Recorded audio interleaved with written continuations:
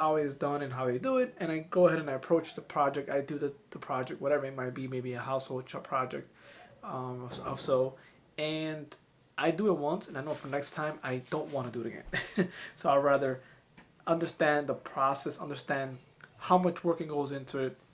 I'll give you a quick example. This winter I was painting the.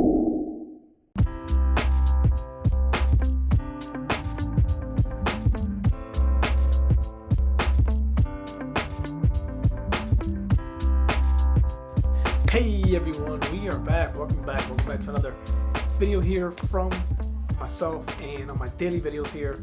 Um, Trying to make the best of the situation, trying to stay positive, trying to bring some light in this darkness, as we call it, and also seeing that a lot of great things are coming out of this quarantine.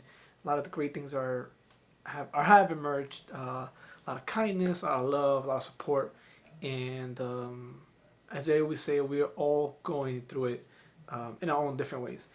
But I wanted to share real quick two things. One, I said quarantine, I think, has challenged me, right, in a lot of ways. And I don't know if it challenged you guys, but a lot of things that I would normally just obviously not really enjoy doing and would just, I would obviously rather have somebody do it and pay them for their service as opposed to me going through the headache and the process of it, because obviously we can't do everything, right? That's part of our lives. That's what everybody has their own purpose in life, um, and I feel that if you're good at something, you deserve to be um, obviously rewarded, one monetary, and it is your uniqueness and who you are.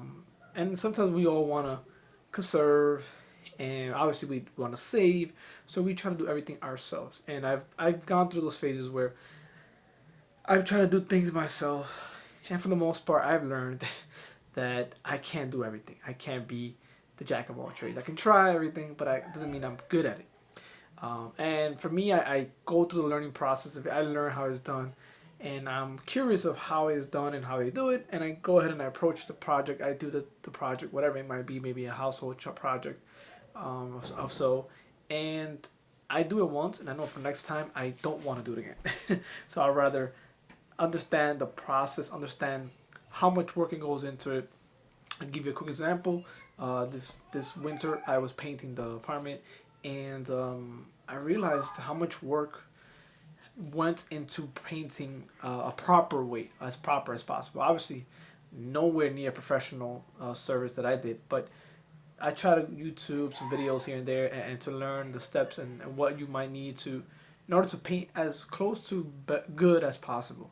Obviously, the job wasn't perfect, but okay.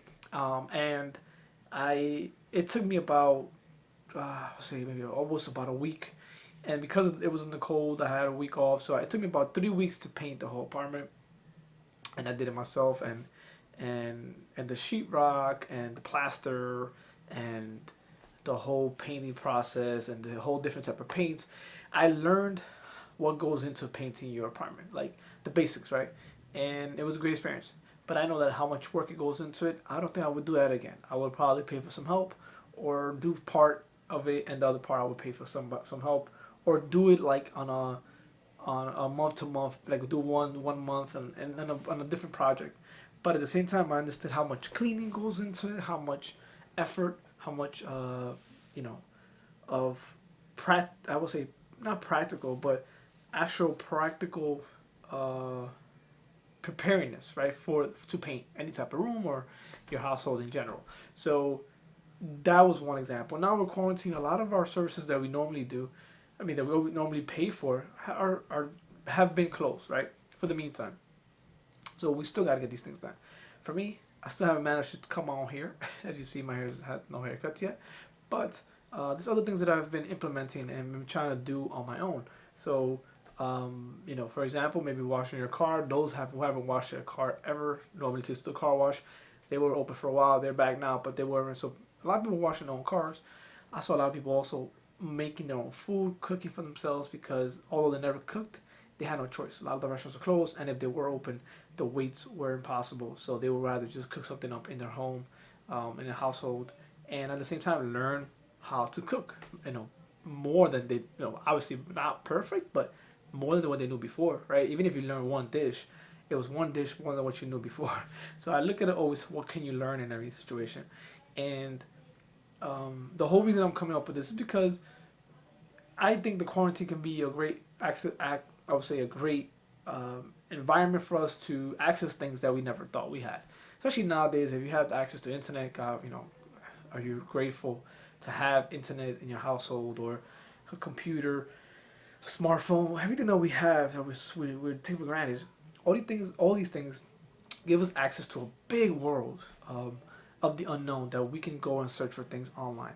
Although online probably has its cons, it has a lot of pros, and I think it makes the world, I think, a more connective place, and a lot easier for us to learn. And I think if you're not, life is about learning. Right? We're always learning something new, whether it may be personality traits in your family members, about yourself, whether it may be how to maybe build something for yourself, a household, a household furniture, whatever it may be. You're always learning something. I love always learning things, and that's something I think I like to do. I like to learn things, tackle things, see how I can get it fixed. If not, obviously get a new thing. But the quarantine has gotten me to do a lot of things that I never would have done. So, for example, my dog, I've been having him for about 2 years now.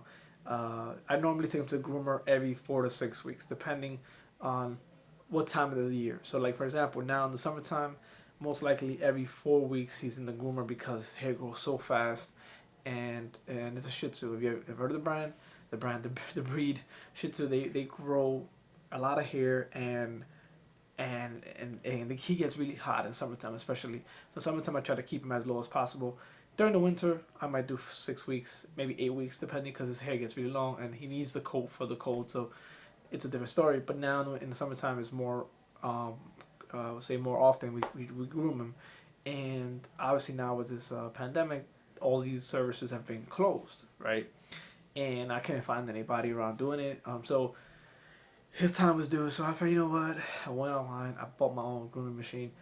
I always thought about doing it, but I just didn't want to go through the hassle of actually doing it and the cleanup and the whole thing. And I never thought he would let me do it. I thought it would be impossible because he was such a hard dog to try to cut his hair. He just hates when you cut his hair. I have trouble bathing him, so I can imagine cutting his hair. But uh, by a miracle, I would say, the machine came. I purchased. I went on. I think I bought it at Walmart. Yeah, I think it was on Walmart. Something regular. Um, or maybe it was Chewy. I the website. But yeah, and I purchased the machine, and I never cut his hair before.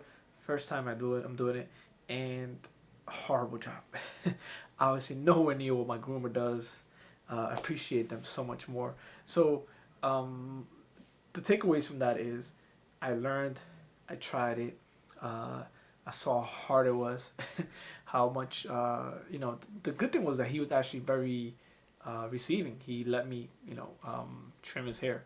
At the end, he got a little bit fuzzy, didn't want to do it anymore, so obviously we couldn't do complete, but I was able to try. And I might bring in some photos later on if I can, if not, but the whole point was for me is that the quarantine is forcing us, like I said in my last video, forcing us to learn new things, and see what we really, if our truths that we thought we didn't like, maybe we did like, and maybe we just never had the time, and now we have the time, and we have no choice. A lot of us don't have a choice but to do things ourselves. Oftentimes we're very easy for us to have others do things for us, and now that we are kind of relying on ourselves more, we're becoming better. That we're becoming more well-rounded, especially in a society where we have, a click of, well, obviously a click on our phones of Amazon, we get packages at our household within 24 hours. We don't really need to like think much. We can just purchase something and it's in our household. But now I think we're becoming more aware of, how to do things, how to apply ourselves, how to maybe do hard things, and how to do the things that we avoid. And maybe through that process, we might not do it again, but we learned a lot about ourselves.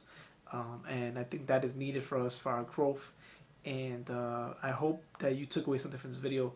Let me know what you're doing in quarantine that you have never tried before, but you have no other choice but to do it. I'm still trying to learn how to come on here. That's not going to happen anytime soon.